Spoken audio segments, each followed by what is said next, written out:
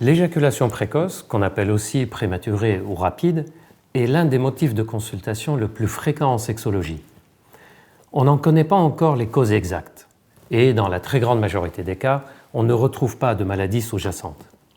Certains experts estiment même que ce n'est pas une véritable anomalie, que c'est plutôt une variante de la normale, mais gênante. Et pourtant, l'éjaculation précoce est classée parmi les dysfonctions sexuelles masculines, surtout parce qu'elle peut avoir des conséquences psychologiques négatives. Manque de confiance en soi, altération de la qualité de vie relationnelle et sexuelle, anxiété, voire dépression chez certains hommes. Et pour des hommes célibataires, elle peut devenir un obstacle pour faire des rencontres avec un impact négatif sur le bien-être et aussi sur la vie affective.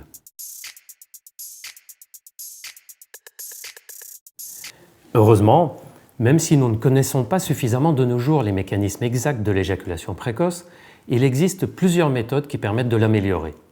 La plupart de ces méthodes sont basées sur le fait de mieux comprendre le mécanisme et le fonctionnement de l'excitation sexuelle, d'apprendre à repérer les différents niveaux d'excitation sexuelle et ensuite d'apprendre à les maîtriser, le tout grâce à des techniques mentales et corporelles.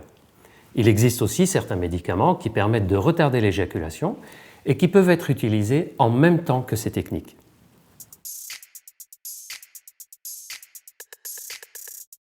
Dans la majorité des cas, l'éjaculation précoce s'améliore progressivement lorsqu'elle est prise en charge par un professionnel de la sexologie. Alors si vous êtes concerné, n'hésitez pas à consulter.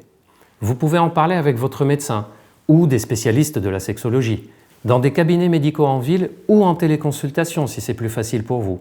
En effet, la téléconsultation permet à beaucoup d'hommes de franchir le cap difficile de la première consultation grâce au côté plus rassurant ou plus confidentiel, tout en étant soignés par les mêmes experts que dans les cabinets médicaux. Ne restez pas seul face à votre problème. Des solutions existent.